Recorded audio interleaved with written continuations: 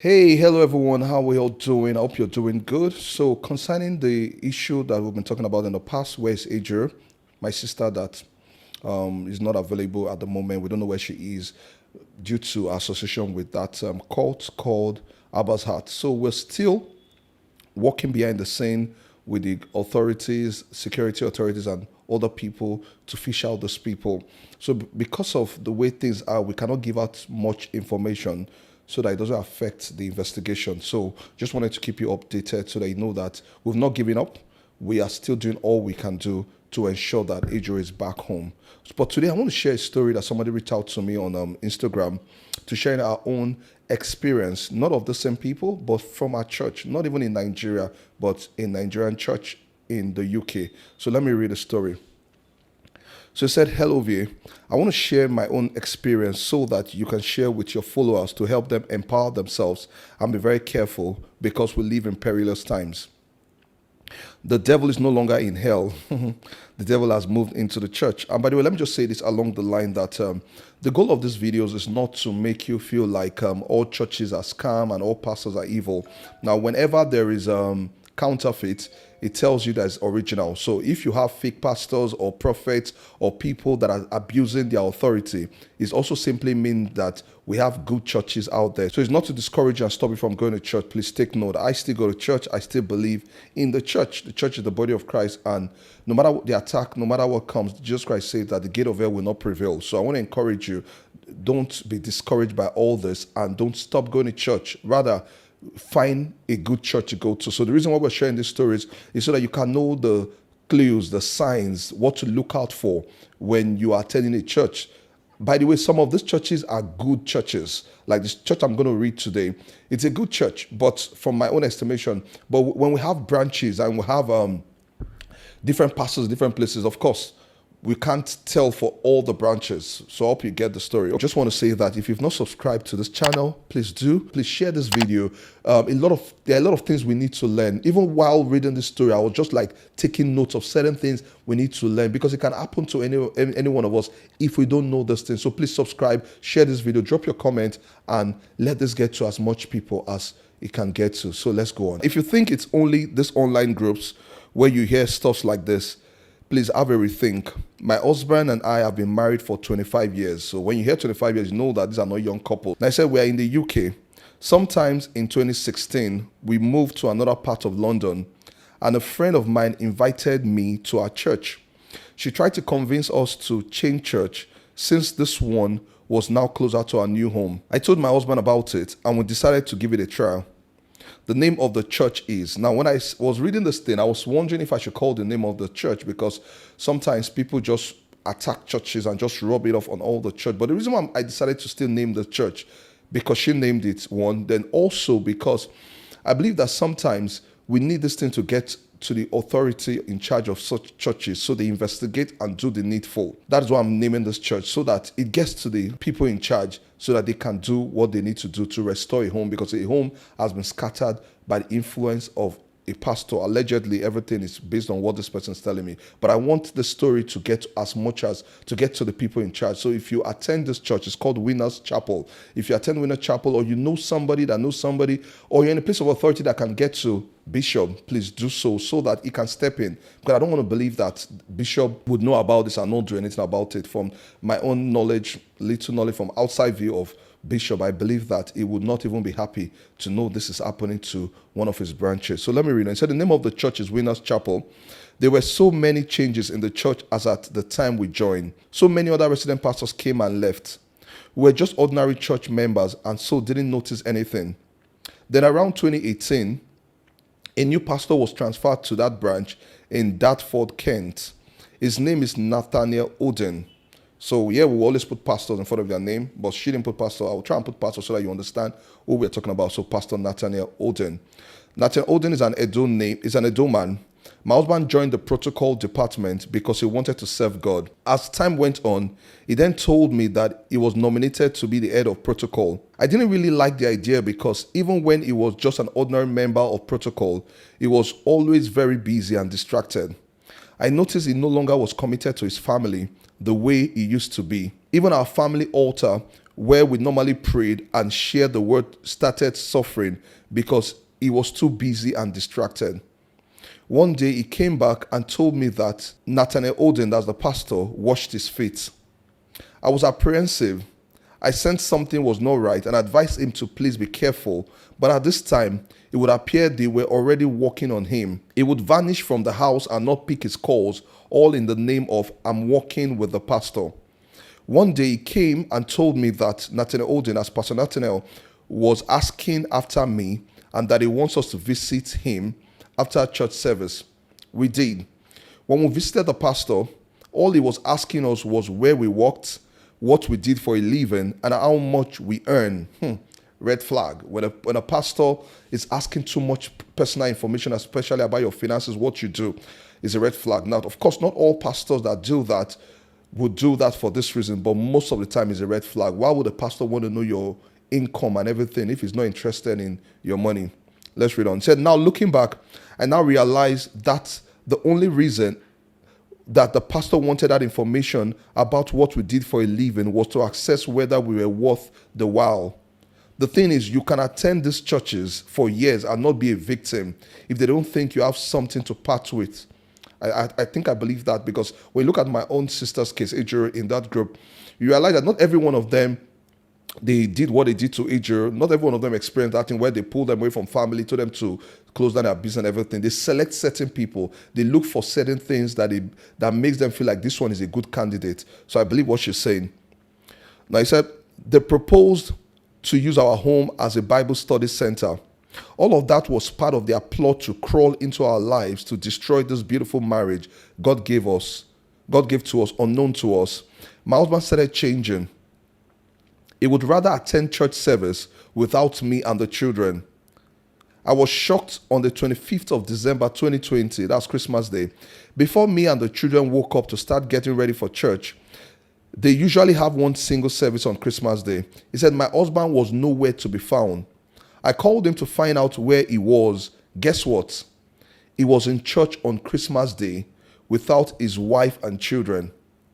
I sensed something was not right. I cried and started begging him when he later came home that he should please not allow this church put a division in our family. He told me he was working with the pastor and didn't want to be late. As time went on, the alienation became quite worrying. My husband was now not joining us in our family altar to pray. Each time I invited him to lead the family prayer, he would ask me to go ahead. His behavior started changing. He actually started indulging in drinking a lot of alcohol. I called the pastor to express my concern over my husband's drastic change in behavior, especially considering the fact that as a born-again church worker, there are certain behaviors not expected from him. Unknown to me, each time I reported to the pastor, things got worse at home. They kept on asking him if he was sure his wife was okay.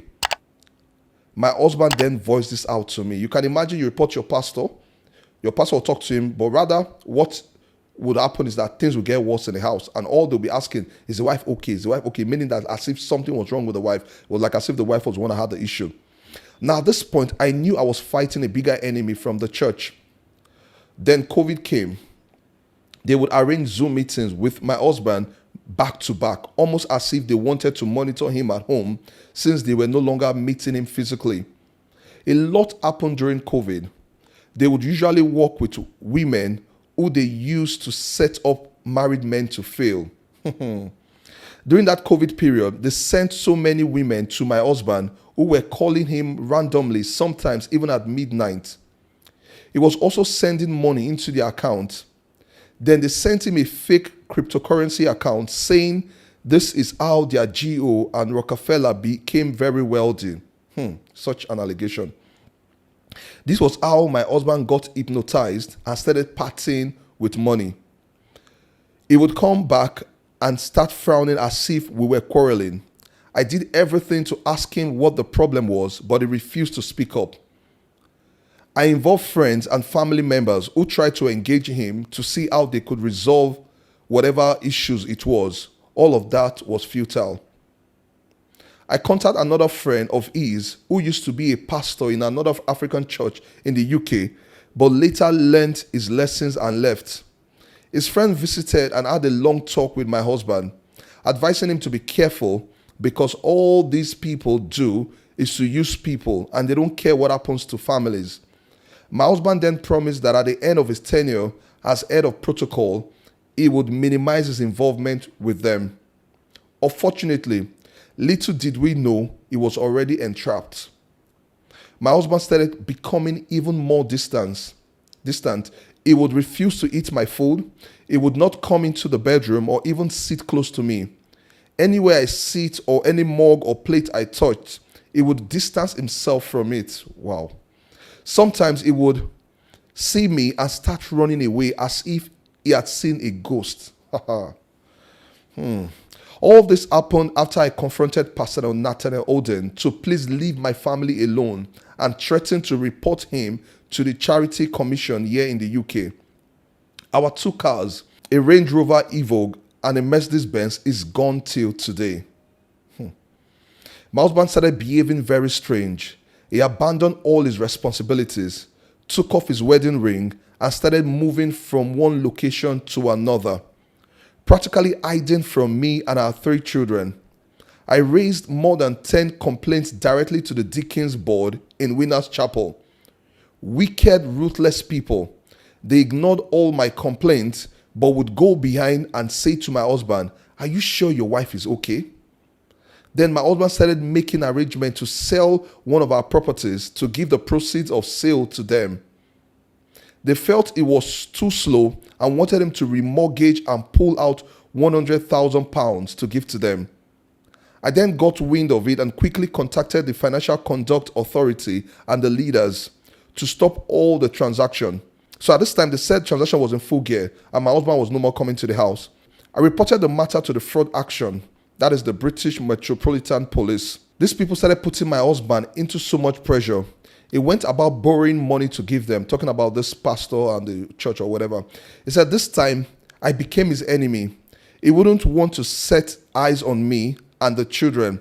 He started ghosting us. Anytime he set his eyes on me, he became very angry, feigning his face. You would think we quarreled. The moment Winners Chapel knew I raised a complaint with the Charity Commission, they transferred the so-called Nathaniel Oden to another branch to cover up all their atrocities. I think he is now in another branch in Canada, working and fleecing members for that church. As I speak, almost 5 years on, we don't know where my husband is. Now imagine the impact this is going to have on the children. My prayer is that the children do not grow up and hate the church and blame God for this. So sad. Almost 5 years on, we don't know where my husband is. This was a responsible, fine, well-behaved man who married me, and we never had issues one day. All we did was to attend church, to seek God's face, and they ended up tearing my family apart, all because of money. I have since stopped attending any Pentecostal church. My children and I now attend a Baptist church close to us. So some people might be wondering, okay, why are we putting out these stories out there and the rest? And I just want for people like that to understand that the reason why I decided to put out these stories out there is that, number one, people should be conscious of what is happening. People should know the signs and people should be careful. And imagine if this woman knew all these things is what happens, she would have done something much more, I believe. The same way, if I knew all these things ahead of time, I would probably not have allowed my sister Adriel to get as far as she got with those people. So that's to say that when we know better, we do better, we act faster. Also, so that the authorities, the church authorities, can look into this matter and investigate this matter, because I don't believe that the entire Winners Church, this is all they are about. I believe that Winners Church is not set up this way. So I'm sharing this story. So let's share these videos. Let's talk about it. Let's put it out everywhere. Let's drop the pastor's comments and probably tag the pastors or whatever so they can see this and investigate this, because this is wrong on all shades if this is true. My heart goes to this woman, and I pray that God would deliver the pastor, the husband. His eyes will be open and he will come back home and the family can be united again. It's so sad that marriages like this are suffering. because of the influence of one pastor or one church. This is not to say all churches are evil, as I said earlier, but to say that we have bad eggs. The same way Jesus Christ said that in the end time, there will be fake prophets, there will be fake pastors, and they are there living amongst us. So we need to be conscious. We need to be alert. So please share this video. If you've not subscribed to this channel, if you're watching on YouTube, please feel free to subscribe to this channel and share this video. Let more people know about this. I want these things to go as far as it can so that the church can do something about this. By the way, if you have stories like this, you've been a victim, or you know someone that's been, please reach out. Let's keep sharing this video. Let's keep sharing this video so that we can do our own part. If everybody's aware, these people will not be able to do what they are doing. They are taking advantage of people, and most of these people are doing it because they just love God. The other story I shared is the same thing. These men just love God. They want to serve. They want to be generous. Please share this video, comment, and let us know what you want, what you think the woman should do, what you think can be done, how the church can put a stop to this kind of thing, how we can fight this thing so that it can stop. Thank you very much. God bless you. I'll see you in my next video. Bye.